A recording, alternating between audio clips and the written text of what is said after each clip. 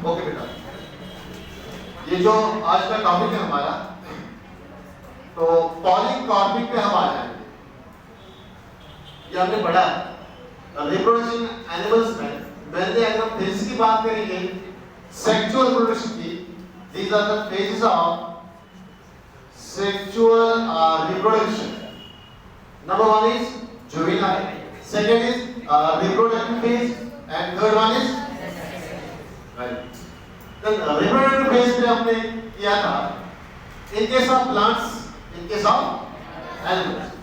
Plants में हमने देखा था on the basis of the reproductive phase, जो plants है उनको हमने क्लासिफाई किया है मेजर दो क्लास में। Number one is monocarpic and number second is polycarpic. Monocarpic मैंने आपको बोला था कि ऐसे प्लांट्स जो अपने लाइफ टाइम में ओनली वंस रिप्रोडक्शन करते हैं, चाहे उनका लाइफ स्पेन 400 साल क्यों ना हो, 300 साल क्यों ना हो, 10 साल क्यों ना हो, या एक ही महीना क्यों ना हो, लेकिन वो रिप्रोडक्शन सिर्फ एक ही बार करते हैं, फ्लावरिंग एक ही बार करते हैं लाइफ, उसके बाद उसकी डेथ हो जाती है, उसके बाद नहीं करते। जाकर डेथ हो भी नहीं जाएगी, वो ऐसे ही रहते हैं जैसे बंबू। नाउ पॉलीकार्पिक प्लांट्स, अगर आपको लिखना होगा पॉलीकार्पिक प्लांट्स सबसे पहले क्या है, व्हाट इज पॉलीकार्पिक प्लांट? देखो वर्ड से पता चलता है। पॉली मींस हो गया मैनी, पॉली मींस हो गया मैनी, बहुत ज्यादा, एंड कार्पिक की अगर बात करेंगे, कार्पिक मींस हो गया फ्रूट्स, मैनी फ्रूट्स। ऐसे प्लांट जो अपने लाइफ स्पैन के अंदर एक से ज्यादा बार फ्लावरिंग करते हैं, मोर देन वंस। ऐसे प्लांट्स जो फ्लावरिंग शो करते हैं more than once, एक बार से ज्यादा फ्लावरिंग करते हैं, यानी कि their whole लाइफ स्पेन, अपने whole लाइफ स्पेन में ये रिप्रोडक्शन करते रहते हैं। क्लियर? एक बार डिफरेंस हो गया हमने। Mono means one, carpic means fruit जो सिर्फ एक बार रिप्रोडक्शन करे life time. Polycarpic many fruits, बहुत बार ये फ्रूट्स देते हैं लाइफ में, बहुत बार ये फ्लावरिंग करते हैं लाइफ में, होल लाइफ स्पेन में ये फ्लावरिंग करते हैं और रिप्रोडक्शन करते हैं और हमारे को फ्रूट्स देते हैं। इनको हम बोलते हैं पॉलीकार्पिक प्लांट्स। जो पॉलीकार्पिक है, अब इनमें दो ग्रुप्स हैं, ये दो टाइप्स के हो सकते हैं on the basis of their reproductive phase. Number one is perennial and number second is seasonal. दोनों पॉलीकार्पिक हैं, दोनों जो है हमेशा जो है क्या देते हैं अपने लाइफ में, फ्रूट्स देते हैं, वेजिटेटिव प्रोपगेशन, ये सेक्सुअल रिप्रोडक्शन करते हैं। लेकिन इसमें अगर हम देखेंगे पेरेनियल, पेरेनियल एक साल में हर साल देता रहता है। क्लियर? पेरेनियल एक फ्लावर्स, इसके अंदर जो फ्लावरिंग होती है that occurs in any season, वो सीजन नहीं है, वो कंटिन्यूअसली हो रही है, continuously in year, continuously in year.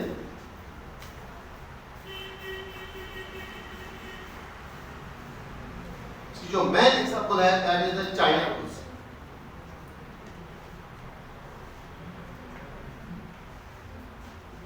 China rose, hibiscus इसको आप बोलते हैं, हिबिस्कस। चाइना रोज एक पेरेनियल है, किसी भी मंथ में देखो ये फ्लावरिंग करता रहता है साल में, दूसरा साल आएगा फिर से फ्लावरिंग, पेरेनियल। बहुत सारे साल तक ये अगर जिंदा रहा तो हर साल में ये फ्लावरिंग कंटिन्यूअसली करता है। इसमें कोई पर्टिकुलर सीजन नहीं रहता है। इसलिए मैंने बोला ये perennial plants जो है, these flowering occurs in these plants in any season. किसी भी सीजन में हो रही है और कंटिन्यूसली हो रही है, कंटिन्यूसली इधर है, यहाँ पे एक बार हो रही है, लाइफ में, पूरे लाइफ में एक बार, यहाँ पे लाइफ में कंटिन्यूस, कोई पर्टिकुलर सीजन नहीं रहता है, यहाँ पे इधर, लेकिन इसके बरक्स मैं बात करता हूँ seasonal, seasonal, they do reproduction in a particular season. Reproduction occurs in a particular season. इसलिए मैंने बोला सीजनल है, सीजनल है ना? सर हमें एग्जाम्पल बताइए। For example mango, mango, orange, jackfruit, Apple, very good.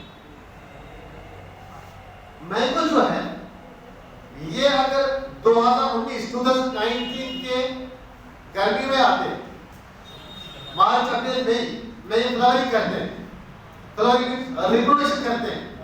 जब रिप्रोडक्शन हो जाएगा तो फ्लावरिंग होगी, जब फ्लावरिंग होगी तो ओवरी डेवलप होगी, ओवरी डेवलप होगी तो वही फ्रूट की फॉर्म में हमारे पास आएगा।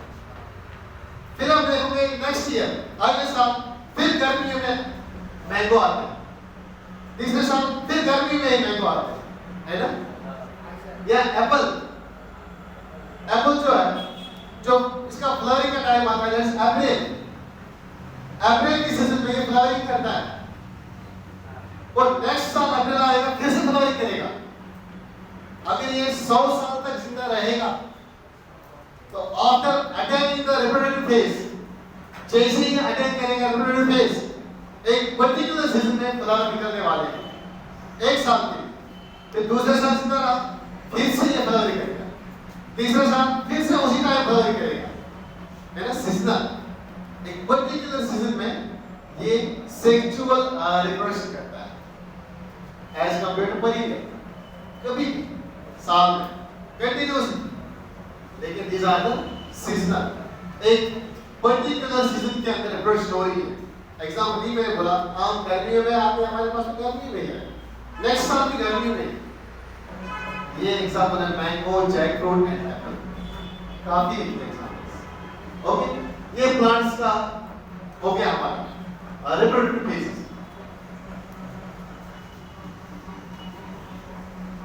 ये हो गया बेटा।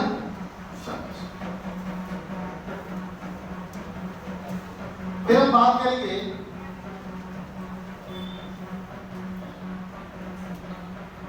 एनिमल्स। जब एनिमल्स की हम बात करते हैं, इसी तरह एनिमल्स को भी कैटेगराइज किया गया है। Animals are also categorised in 2 groups. ये समझने की बात है। एक को बोलते हैं बेटा कंटिन्यूअस ब्रीडर्स, ब्रीडिंग फेज आता है, और दूसरे को बोलते हैं seasonal breeders. Seasonal breeders, number 1 group is continuous breeder, number 2 is the seasonal breeder। देखो कंटिन्यूअस ब्रीडर्स का अगर बात करेंगे, कंटिन्यूअस ब्रीडर्स जो कंटिन्यू ब्रीडिंग करते हैं, जो साल में कभी भी रिप्रोडक्शन कर सकते हैं, है ना? Continue breeders. और सीजनल ब्रीडर्स जो एक पर्टिकुलर सीजन में साल में एक बार या साल में से 2 ही बार रिप्रोडक्शन कर सकते हैं।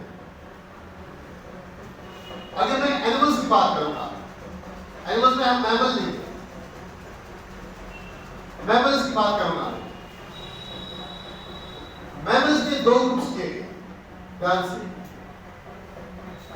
One is known as primate and second is known as non-primate. मुझे समझाना है कंटिन्यूअस ब्रीडर्स में कौन कौन से एनिमल आएंगे और सीजनल ब्रीडर में कौन कौन से एनिमल आएंगे। क्लियर? इससे पहले मैं लिखूंगा continuous breeders they do sexual reproduction anytime throughout the year. Throughout year. साल में कभी भी ये सेक्सुअल रिप्रोडक्शन कर सकते हैं। साल में ये कभी भी चाहिए मेल और फीमेल गैमेट्स फ्यूज कर सकते हैं। कभी भी जाइगोट बन सकता है। कंटिन्यूस सीजनल ब्रीडर जो है एक पर्टिकुलर सीजन के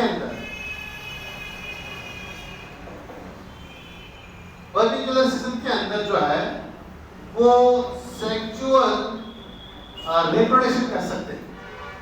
इसके अलावा नहीं पर्टिकुलर सीजन में। इस बेस पे कौन सा एनिमल कंटिन्यू ब्रीडर है और कौन सा एनिमल सीजनल ब्रीडर है, उस बेस पे मैमल्स को क्लासिफाई किया दो टाइप्स। सुनना भी मैं क्या बोल रहा हूं और लिखना भी साथ साथ, लेकिन दिमाग मेरी तरफ। ओके, अगर कहीं पे रह जाए तो आपको लिखना, तो उसका आप प्रिंसिपल दे दो क्योंकि ये ऑनलाइन रिकॉर्ड भी हो रहा है और उसके बाद आप YouTube पे जा सकते हो, ये सेम लेक्चर निकाल सकते हो और नोट्स बना भी सकते हो। लेकिन इंपॉर्टेंट पॉइंट इज यहाँ पे समझना। अगर मैं प्राइमेट्स की बात करूंगा तो सिर्फ एग्जांपल दूंगा यहाँ। प्राइमेट इसमें आता है मैन यानी कि ह्यूमन बींग्स, इसमें आते हैं चिंपैंजी एप्स हम बोलते हैं, इसमें आते हैं गोरिल्ला। ऐसे एग्जांपल्स मिस्टर मैन और मंकीज की मैन आप उसमें ले प्राइमेट्स की बात बोलते हैं। अगर आप नॉन प्राइमेट्स के एग्जांपल देखोगे इसमें cow, goat, sheep, dog, bear, wolf, tiger, इसके एग्जांपल देखो। ह्यूमन को छोड़ के, मिस्टर मैन को छोड़ के, चिंपैंजी और गोरिल्ला को छोड़ के, बंदरों की फैमिली को छोड़ के और ह्यूमन की फैमिली को छोड़ के, these are non-primates। ये जो प्राइमेट्स हैं इनकी बॉडी में एक चेंज आती है, इसको हम बोलते हैं मेंस्ट्रुअल साइकिल। मेंस्ट्रुअल साइकिल एक पीरियोडिक इवेंट आता है। ये मेंस्ट्रुअल साइकिल जो है ये फीमेल्स के अंदर आता है और तब आएगा फीमेल के अंदर when the juvenile stage is last।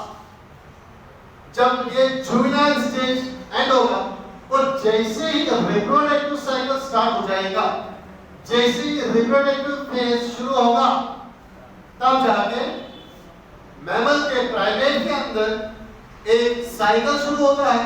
That cycle is known as the menstrual cycle। क्या है? फॉर एग्जाम्पल ये मेंस्ट्रुअल साइकिल एक साल में 12 बार आ रहा है, 12 टाइम्स। हर एक महीने इस first month, second, third, fourth, fifth, sixth, seventh, eight, 9, 10, 11 and 12 12 महीनों के साल में हर एक महीने ओवरी से एक एग रिलीज होता है। जो ह्यूमन फीमेल या चिंपैंजी या गोरिल्ला की बॉडी होती है, जैसे ये age of reproductive phase attain करती है तो उसकी बॉडी पे हर एक महीने में एक एग रिलीज होता है। That is female gamete release हो जाएगा इनटू द यूट्रस के अंदर आता है। इसी तरह सेकंड मंथ में भी एक एग आएगा, थर्ड मंथ में भी एक एग आएगा, हर 30 डेज के बाद आता है। और इस तरह से एक साल में 12 बार जो है वो ओव्यूलेशन होती है, इसको बोलते हैं ओव्यूलेशन। जैसे ही अगर ये सेकंड मंथ में आ गया, अगर इसको यहां पे फैलोपियन ट्यूब के अंदर स्पर्म मिला, अगर इस एग को स्पर्म मिला मेल से क्या ये फर्टिलाइज कर सकते हैं? क्या ये जाइगोट बना सकते हैं? यस, बना सकते हैं। जनवरी में नहीं मिला, फरवरी में मिला तो जाइगोट हो सकता है। फेब में नहीं तो मार्च में नहीं तो अप्रैल में। साल में 12 चांसेस आते हैं एक फीमेल को जब वो उसकी बॉडी कंसीव कर सकती है, जब उसकी बॉडी को अगर स्पर्म मिला मेल से तो वो कंसीव कर सकती है, वो प्रेग्नेंट हो सकती है, वो बच्चा प्रोड्यूस कर सकती है एक साल में 12 बार। क्यों? उसकी बॉडी में ये साइकिल चल रहा है। ओके, अगर नहीं मिला उसको स्पर्म बाय द वे, क्यों नहीं मिलेगा? फॉर एग्जाम्पल वो अनमैरिड है, अनमैरिड है तो स्पर्म नहीं मिलेगा। जब स्पर्म नहीं मिलेगा तो ये जो एग रिलीज हो गया था ओवरी से, हर एक मंथ ये बाहर आता है in the form of bleeding, in the form of vaginal bleeding. ये बाहर आता है जिनको हम सिंपली पीरियड्स बोलते हैं कॉमन लैंग्वेज में। और इस पूरे साइकिल को, ये 30 दिन का साइकिल होता है, इसको बोलते हैं menstrual cycle.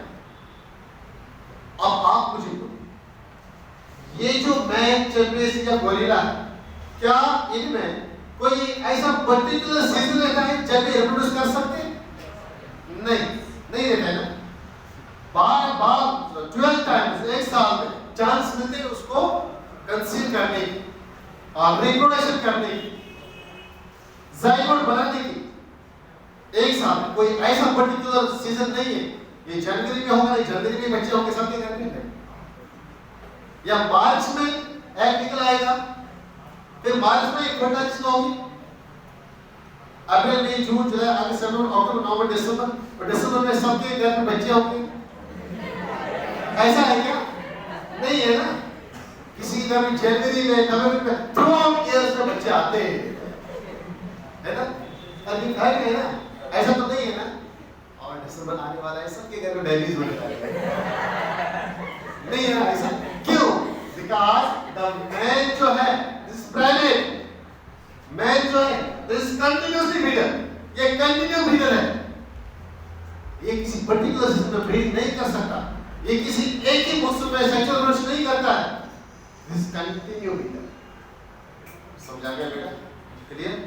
Due to the menstrual cycle, the female is able to release the egg every month, और जिस मंथ में उसको स्पर्म मिलेगा कंसीव होगा। ओके, आफ्टर 9 मंथ्स बर्थ होगा। नॉन प्राइमेट्स की बात करते हैं। मैंने बोला अगर ये एग यहाँ पे फर्टिलाइज नहीं हुआ तो ये ब्लीडिंग की शेप में बाहर आता है, ब्लड फ्लो बाहर आता है। Okay, non primates, non primates में भी ओव्यूलेशन होती है। दैट इज एग जो है वो ओवरी से रिलीज होता है, यस होता है। लेकिन cow, goat, sheep, dog, bear, bullock, tiger, इनमें आप ब्रीडिंग फेज नहीं देखते, इनमें ब्रीडिंग नहीं होती। मेंस्ट्रुअल साइकिल होता है, there is MC, there is presence of menstrual cycles. इनमें मेंस्ट्रुअल साइकिल होता है 28 डेज का या 30 डेज का, लेकिन उनमें हम देखते हैं ब्लीडिंग फेज नहीं है, नो ब्लीडिंग। अगर वो एग उसको स्पर्म मिला तो वो बनाएगा जाइगोट, बनाएगा जाइगोट।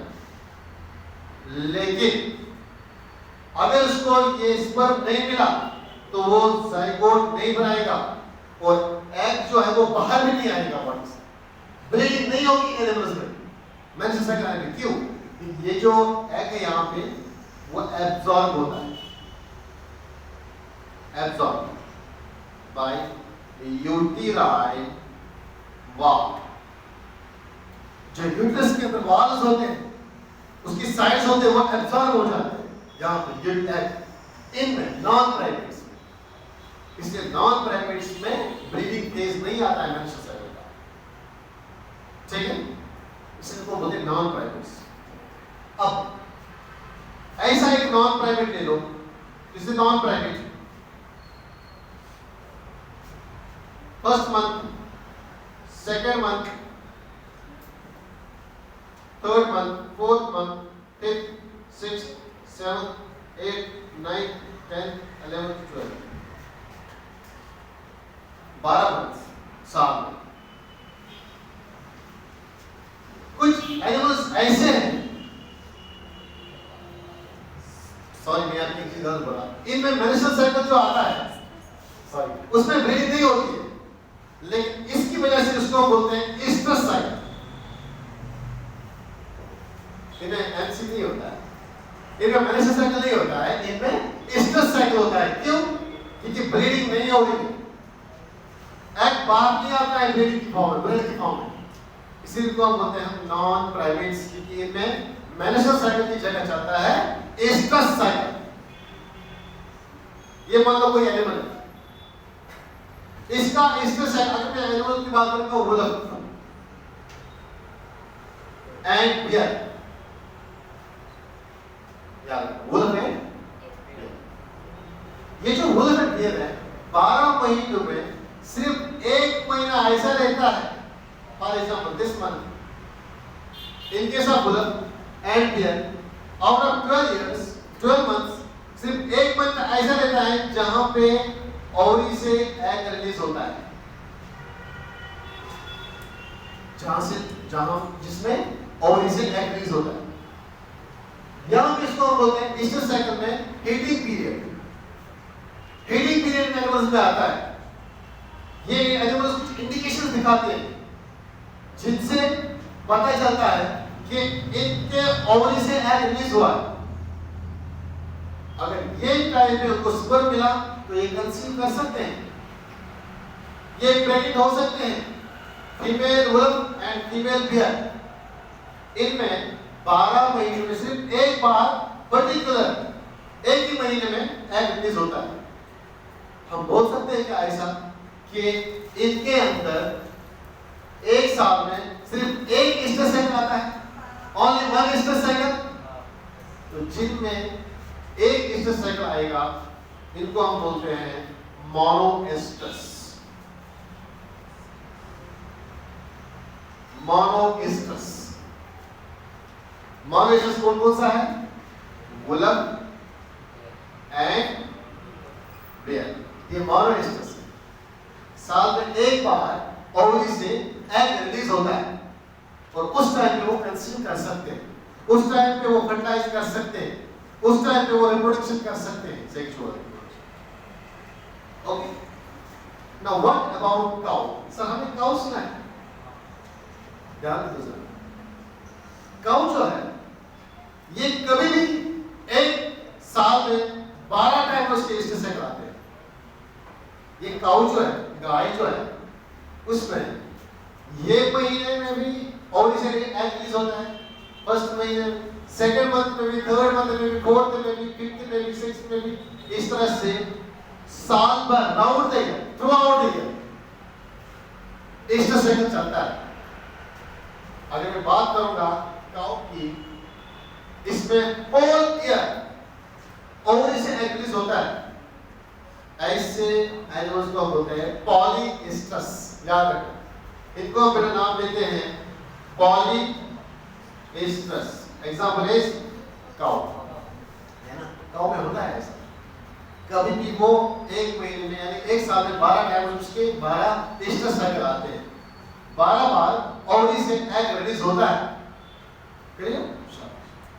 अब मैं आपको बोलूंगा, मेरा क्वेश्चन आपसे, सब भाई बहन आपके सामने, अब मुझे बोलो कुछ ऐसे एनिमल्स की एग्जांपल जो कंटिन्यूअस ब्रीडर है और ऐसे एग्जांपल जो सीजनल ब्रीडर है।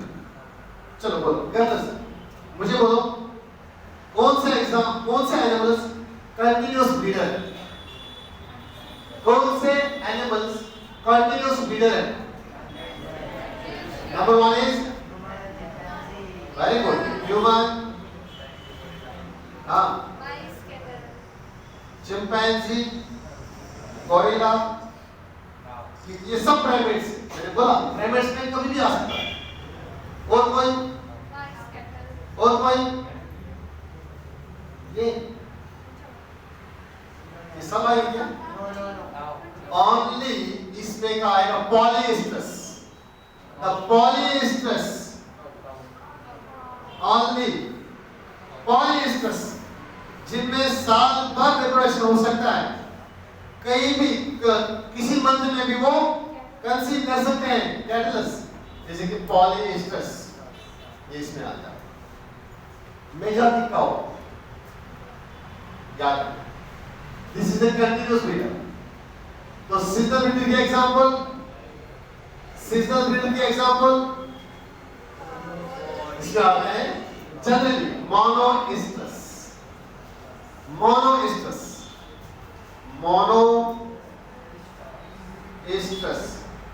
जिनमें सिर्फ एक साल में, सिर्फ एक सीजन में, कभी एक साल में, कभी पर्टिकुलर सीजन में इस्टस साइकिल आता है, पर्टिकुलर सीजन में इस्टस साइकिल आता है। वो कौन है? बुलर है, जेकाल है, उनको आप बोलते हैं मोनोइस्टस। बहुत सारे एग्जांपल्स हैं यहाँ पे, ये सारे काउ को छोड़ के ये आती हैं कंटिन्यूअस ब्रीडर, मेल आता है कंटिन्यूअस ब्रीडर्स, चैंपियंस गोरिल्ला आते हैं कंटिन्यूअस ब्रीडर्स, और ये आते हैं सीजनल ब्रीडर्स। एग्जाम में आया क्वेश्चन, एग्जाम में ये क्वेश्चन पूछा गया, mango and jackfruit are the examples of number 1 monocarpic, number 2 polycarpic, number 3 perennial, number 4 seasonal. क्या है सर? मैंने देखा पॉलीकार्पिक है, ये पता है, लेकिन पॉलीकार्प में कौन से है? पेरिनियल और सीजनल? यार सीजनल, वहां पे पेरिनियल भी ऑप्शन था, वहां पे पॉलीकार्पिक भी ऑप्शन था, और सीजनल भी ऑप्शन था। जो हमारा राइट आंसर होना चाहिए वो था सीजनल। क्वेश्चन है क्लियर? ये हो गया, समझ में आ गया। कंटीन्यूअस ब्रीडर्स कौन-कौन से हैं और सीजनल ब्रीडर हम किनको बोलते हैं?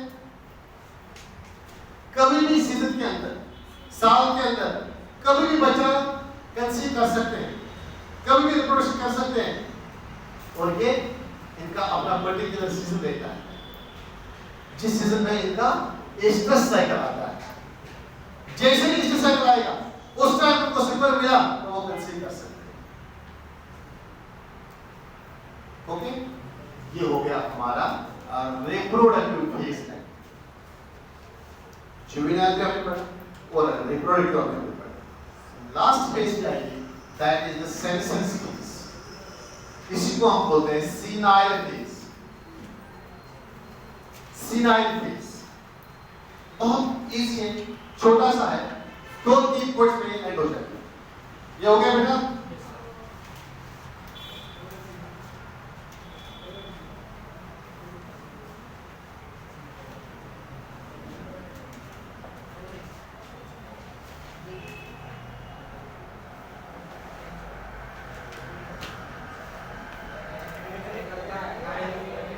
कहाँ गए थे? इतना लेट? गांव से आए क्या? साइकिल से आए थे क्या? जो कल से लेट आएगा ना, उसको मैं यहाँ पे लाके सारे लड़कियों से भैया बुलवाऊंगा, है ना? ठीक है? आपने अपना जीवन बर्बाद नहीं किया। जो अपना जीवन बर्बाद करना चाहता है वो लेकर आए मेरे क्लास, ठीक है ना? ओके, फिर गर्ल्स क्या बोलेंगे उसको? भैया जोर से, है ना? अगर लेकर आए कोई तो यहाँ वो भी यहाँ चल बेटा। सेंसेस केस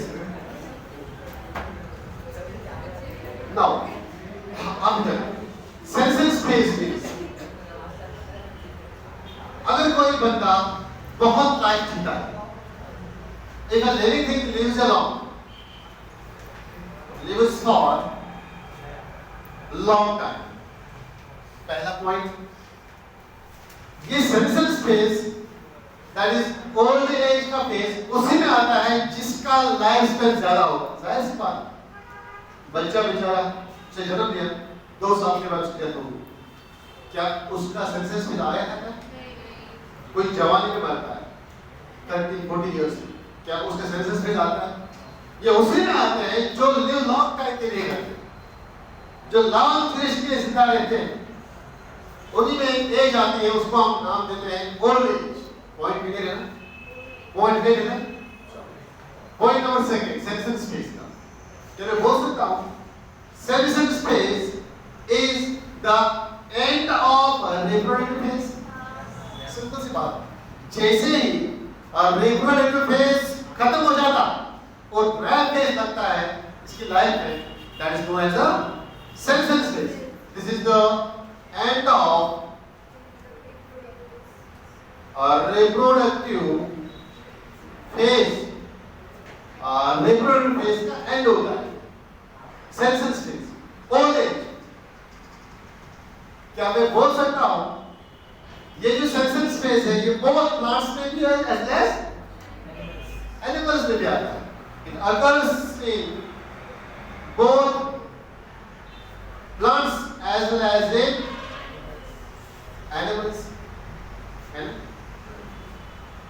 क्या मैं बोल सकता हूं सेंसर स्पेस में हमारे जर्म सेल्स गैमीट्स बनना बंद हो जाते हैं? There is no formation of gametes in this stage. No formation of gametes in this stage. Space में तो यहां पे no zygote formation, no birth, no new generation बोल सकते हैं। सिंपल सी बात है। इसमें क्या होता है जनरली, अगर आप देखोगे एक 60 इयर्स का बंदा और एक 30 इयर्स का बंदा, दोनों आपके सामने हैं, दोनों की बॉडी में क्या डिफरेंस है? Sir you are 30 years age, आप एकदम क्या हो, एक्टिव हो, यंग हो। दैट मीन्स मेरी बॉडी का मेटाबॉलिज्म फास्ट चल रहा है as compare to old man. क्यों? उसकी बॉडी वीक है। क्यों है? Because of the metabolism. जो उसकी बॉडी का मेटाबॉलिज्म है वो स्लो हो गया। तो इसमें मेटाबॉलिज्म जो है बेटा, metabolism rate goes to decrease. Metabolism rate goes to, सब कुछ रिलेटेड सेंसेस ओल्ड एज। तो लास्ट में मैंने अभी बोला आपको, जो भी इंसान लाइफ जीता है मौत उसके लिए निश्चित है, इंपॉर्टेंट है, जरूरी है, आनी है। And this stage ends at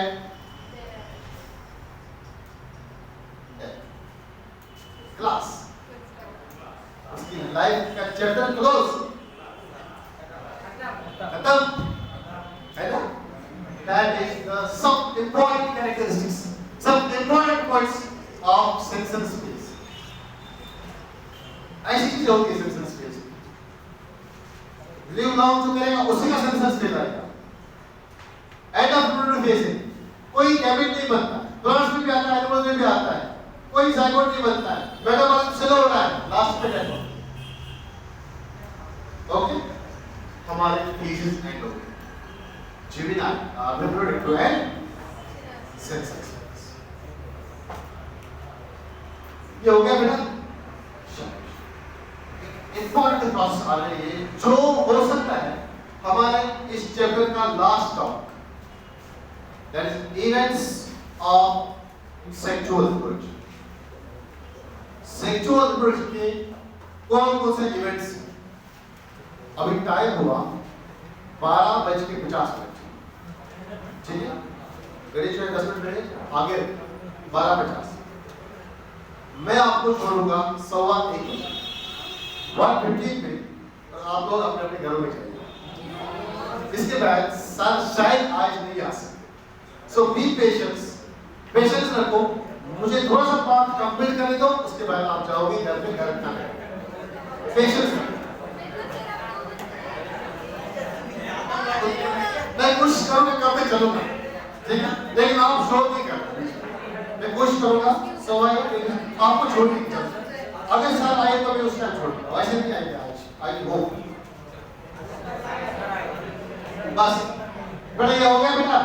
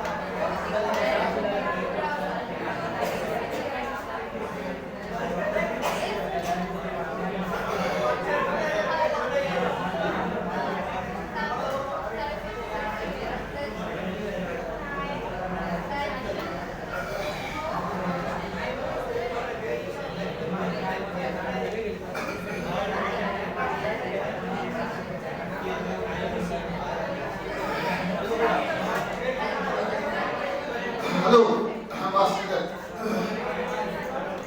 अब सुनो,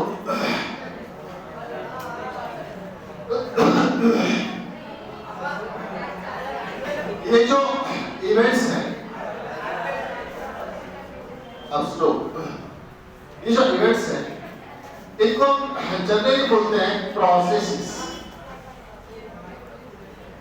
ऐसे प्रोसेस जो होते हैं सेक्सुअल रिप्रोडक्शन के अंदर, क्लियर प्रोसेस।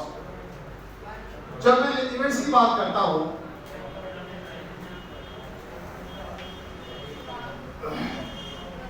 ये इवेंट्स क्या है? These are continuous, ये इवेंट्स कंटिन्यूस हो रहे हैं।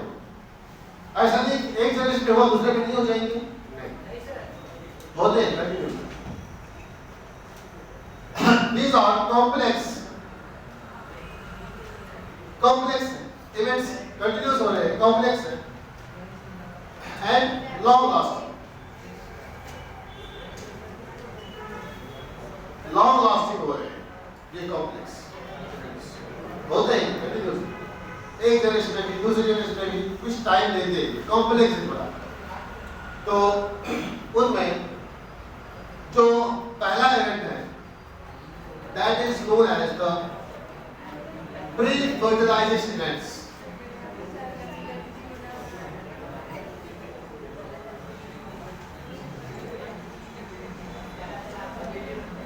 The first event is pre-fertilization event. ध्यान से बेटा। And second event is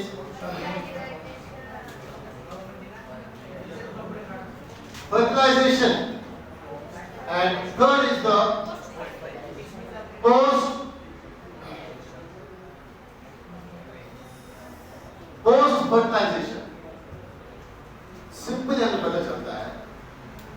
Fertilization means the fusion of male and female gamete. जब मेल और फीमेल गैमेट का फ्यूजन होता है, जाइगोट बनाने में, जाइगोट बनने के लिए उससे पहले कुछ इवेंट्स हो रहे हैं, उससे पहले कुछ प्रोसेस हो रही है बॉडी में। उन प्रोसेस को हम नाम देते हैं प्री फर्टिलाइजेशन। फर्टिलाइजेशन से पहले, ध्यान से, these are the events which occurs before the process of fertilization। ऐसे इवेंट्स जो फर्टिलाइजेशन से पहले होते हैं उनको हम नाम देते हैं प्री फर्टिलाइजेशन इवेंट्स। सर ऐसी कौन कौन सी प्रोसेस है, ऐसी कौन कौन से इवेंट्स हैं जो फर्टिलाइजेशन से पहले होते हैं, जो fusion of male and female gamete से पहले ही होते हैं? These are two types. One is gametogenesis and second is the gamete transfer. दोनों important. One is the gametogenesis and second is the gamete transfer. अगर मैं फर्टिलाइजेशन की बात करूंगा, या मैं अलग पढ़ते हैं, अगर हम बात करेंगे फर्टिलाइजेशन की, ध्यान से सुनो बेटा, फर्टिलाइजेशन यहां पे सिंगेमी होता है। Syngamy means the fusion of male and female gamete. Male gamete और फीमेल गैमेट का फ्यूजन होता है तो वो वहां पे जाइगोट बनाते हैं। दिस इज फर्टिलाइजेशन, इसी का नाम है सिंगेमी। ये कुछ ऐसे इवेंट्स हैं जो मेन पॉइंट्स बनाते हैं हमारे सेक्सुअल प्रोडक्शन। जो मेन प्रोसेस होते हैं हमारे सेक्सुअल प्रोडक्शन में, वो pre fertilisation, fertilisation and post fertilisation. जब फर्टिलाइजेशन हुआ, फ्यूजन हो गया, तो उसके बाद, फ्यूजन के बाद जो सबसे पहला प्रोसेस होता है that is the zygote formation.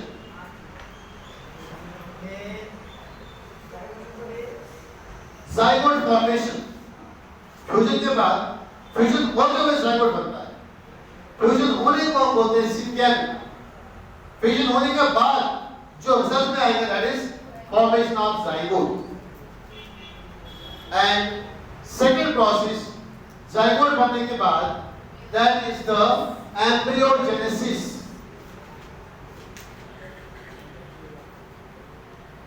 Embryogenesis means formation of embryo.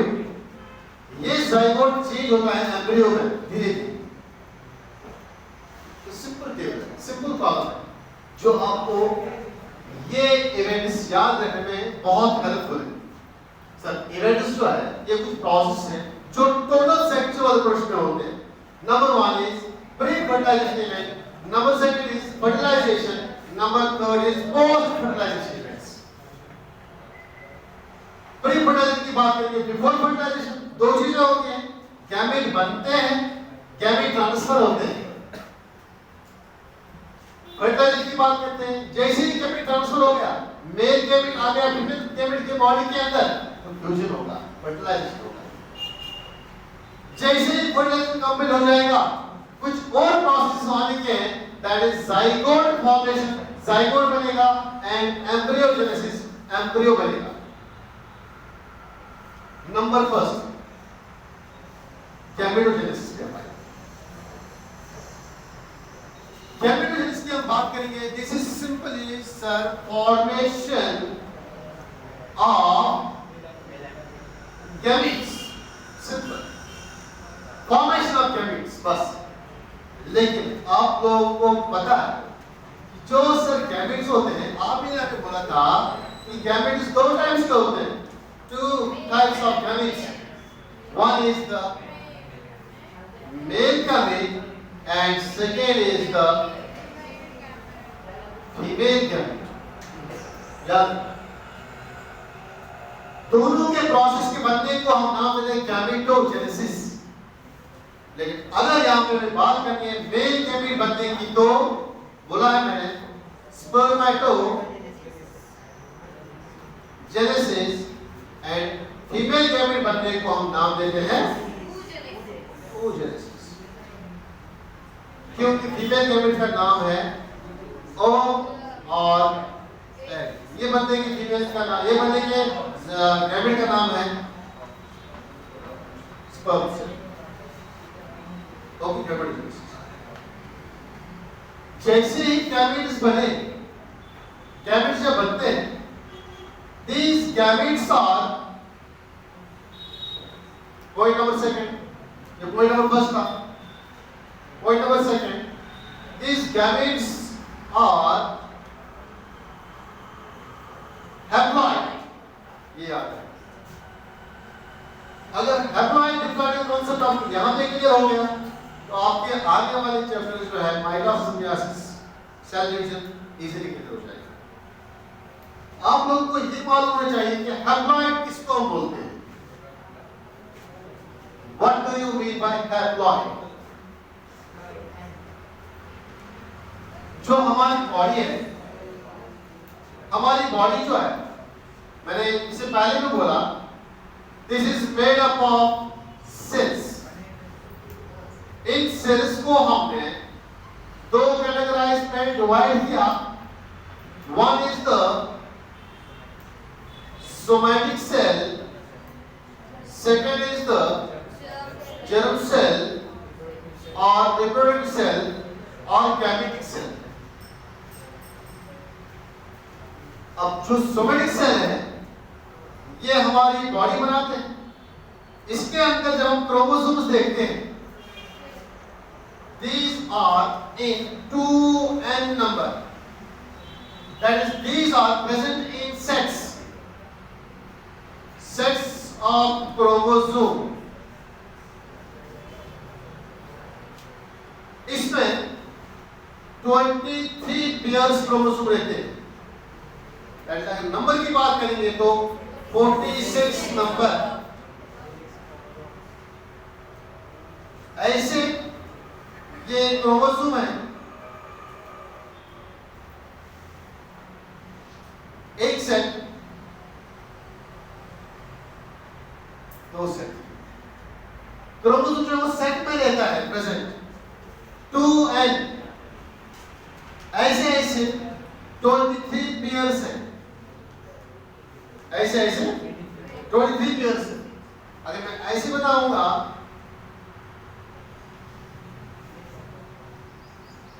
This is chromosome, ये एक क्रोमोसोम है, ये क्रोमोसोम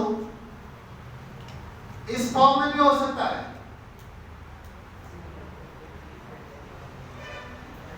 बट इनको हम बोलते हैं डिप्लॉयड, इसको हम बोलते हैं हैप्लॉयड। ये हैप्लॉयड नेचर का है, ये डिप्लॉयड नेचर का है। याद, जो बॉडी सेल्स होते हैं उनमें ऐसे क्रोमोसोम्स बैठे हैं सेट्स में, इसलिए उनको बोलते हैं all the somatic cells, all the body cells are diploid in nature. जितने भी बॉडी सेल्स हैं वो सब डिप्लॉयड है। Muscle cell, nerve cell, RBCs, brain cells, eye cells, skin cells, hair cells, retinal cells, platelets, डब्ल्यूबीसीज, all are diploid cells। ये सब diploid, क्यों?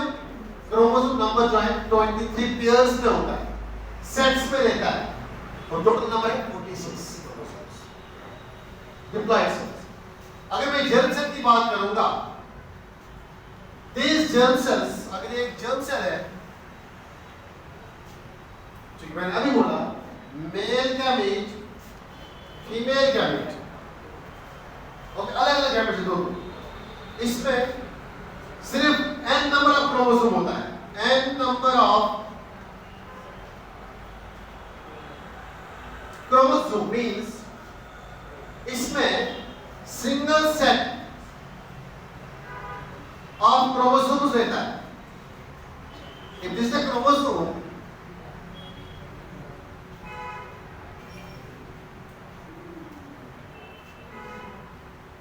सिंगल सेट फॉर्म में रहता है क्रोमोसोम, डबल सेट में नहीं रहता है। ऐसे सेल्स को हम नाम देते हैं these are the haploid cells. अगर ऐसे रहते तो कितने रहते हैं? दीज ऐसे ऐसे यहाँ पे 23 नंबर रहते हैं, यहाँ पे 23 पेयर्स थे, टोटल नंबर 46, यहाँ पे टोटल नंबर 23 बनता है, टोटल नंबर 23। ओके, उस 23 में ऐसे ऐसे 23 होते, यहाँ पे ऐसे ऐसे 23 होते, लेकिन अगर अलग अलग कैटेगरी को 46 बनते, डबल बनते। यहाँ पे 23 पेयर्स में ये हो सकता है मेल गैमेट, ये हो सकता है फीमेल गैमेट, याद रखना। जिसमें ऐसे सेट ऑफ क्रोमोसोम्स होगा, इसको हम बोलते हैं दिस इज हैप्लॉइड सेल। ये हैप्लॉइड सेल। अगर ये मेल गैमेट होगा तो इसके अंदर 22 नंबर ऐसे होंगे, ऐसे 22 नंबर होंगे, प्लस या तो एक X होगा या 22 प्लस Y होगा, 22 और एक 23, आगे बढ़ो। या हो सकता है ऐसे भी स्पर्म सेल्स हैं जिनमें 22 ऑटोसोम्स हैं और X और Y है। ये मैं आपको पढ़ाऊंगा सेक्स डिटरमिनेशन। 22 X भी हो सकता है, 22 Y भी हो सकता है मेल स्पर्म के। अगर ये होगा तब भी हैप्लॉइड है, ऐसा एलिमेंट होगा तब भी हैप्लॉइड है। ये टोटल नंबर कितना आता है? 23। इसमें टोटल नंबर 46। अगर ये फीमेल गैमेट होगा, आप मुझे बोले ये हैप्लॉइड है डिप्लॉइड है? गैमेट से तो हैप्लॉइड होगा, लेकिन यहाँ पे थोड़ी सी डिफरेंस ये होगी कि इसके अंदर 22 क्रोमोसोम्स जो है वो ऑटोसोम्स होंगे प्लस एक X होगा।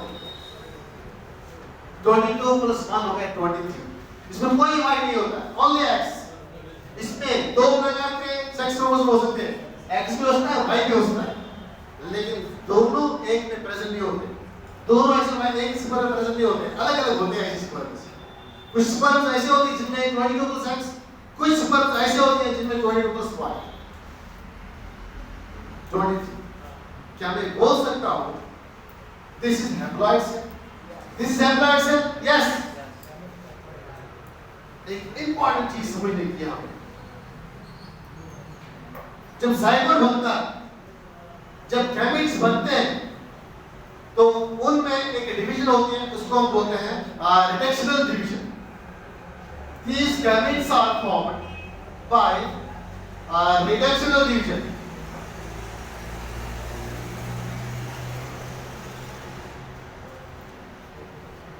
Reductional division. That is known as the meiosis. इनमें meiosis होती है।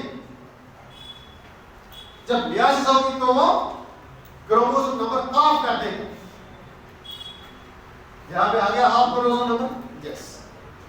जब ये सेल्स बने पेरेंट सेल से, तो हम क्रोमोसोम नंबर हाफ हो गए। इसमें 46 थे, इसमें 23 आ गए। जब ये बॉडी सेल डिवाइड होगी और दूसरी बॉडी सेल बनाएगी, वो भी डिप्लॉइड होगी, उसमें डिवीजन होती है, उसको हम बोलते हैं माइटोसिस। यहां पे आपको वर्ड सीखने को मिला कि जो जर्म सेल्स हैं, जो हमारे गैमेट्स बनते हैं, these are formed by the process of meiosis। एक ऐसी सेल डिवीजन जिसका नाम है रिडक्शनल डिवीजन, जिसका नाम है meiosis। meiosis से बनते हैं हमारे गैमेट्स, because meiosis से जो भी सेल बनेगा that is haploid in nature, that will be haploid in nature। और माइटोसिस से जब भी डिप्लॉइड ऑर्गेनिज्म बनता है, तो वो माइटोसिस से बनता है। माइटोसिस से same number of chromosomes copy paste होता है, 23 pair, 23 pair, 46 number, 46 number. Okay, तो आप मुझे बोलो, जो हमारी बॉडी है, ये डिप्लॉइड है या हैप्लॉइड? डिप्लॉइड। हमारी बॉडी सेल्स जो है वो सब डिप्लॉइड सेल्स हैं, 46 नंबर ऑफ क्रोमोसोम्स हैं। लेकिन हमारी बॉडी में कुछ ऐसे सेल्स हैं जिनमें क्रोमोसोम नंबर हैप्लॉइड है, that is the gametes, that is the gametes. तो यहां पे मुझे बोलो, फ्यूजन किन सेल्स के बीच में होगा? डिप्लॉइड सेल्स के बीच में होगा या हैप्लॉइड सेल्स के बीच में होगा? हैप्लॉइड सेल्स के बीच में होगा। Very good. The fusion occurs in the haploid cells। तो ये जो यहाँ पे गैमेट्स बनते हैं, these are formed by two haploid cells। कैसे? तो मैं आपका तवज्जो लाता हूँ। This is one male gamete, ध्यान से मान लेना, सॉरी मान n लिखो simple n, and this is female gamete, egg, this is also n and n। लेकिन जैसे ये फ्यूज हो जाएंगे, इसमें half number of chromosome male से आएंगे, इससे आएंगे आगे, दैट इज 23 मेल से, 23 फीमेल से। तो ये टोटल नंबर कितना बना? 46। जो जाइगोट की यहाँ पे बॉडी होती है, आप मुझे बोलो, जाइगोट इज हैप्लॉइड और डिप्लॉइड? जाइगोट इज डिप्लॉइड, लेकिन बना कहां से? Haploid cells. बना कहां से? Haploid cells. क्लियर? तो इसीलिए जो हमारे गैमेट्स हैं, ये हमेशा हैप्लॉइड नेचर होते हैं, चाहे वो प्लांट का गैमेट हो, चाहे वो एनिमल का गैमेट हो, चाहे वो फंगस का गैमेट हो, चाहे वो एल्गी का गैमेट हो। भले ही ये डिफरेंट है दिखने में, भले ही ये डिफरेंट है फंक्शन में, लेकिन जो इनकी कंपोजिशन है वो सिमिलरिटी है सब में। क्या सिमिलरिटी है? These all gametes are haploid in nature। सब गैमेट्स जो है वो हैप्लॉइड नेचर के होते हैं। क्लियर? समझ में आ गया? इसके अलावा जो गैमेट्स जब बनता है, कुछ गैमेट्स हमें दिखने में सिमिलर होते लगते हैं, सिमिलर गैमेट्स, कोई डिफरेंस नहीं है फीमेल और मेल गैमेट के अंदर। These are known as the homogametes। बस हो गया।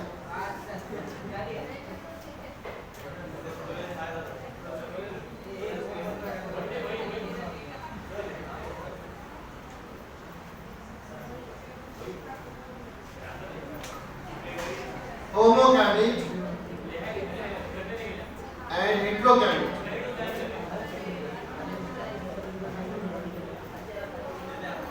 बस ये एक पॉइंट मुझे कवर करें तो वो हो गया हमारा गैमेट। होमोगैमेट एंड हेटेरोगैमेट। देखो बेटा, होमोगैमेट जो है जब गैमेट्स बने ये दिखने में अगर सिमिलर हो मॉर्फोलॉजिकली, बेटा आपसे मैं क्वेश्चन पूछ रहा हूं, ये दो गैमेट्स हैं, क्या इनमें से आप मुझे बोल सकते हो मेल गैमेट कौन सा है, फीमेल गैमेट कौन सा है? नहीं बोल सकते। क्यों? Because they are morphologically similar. Morphologically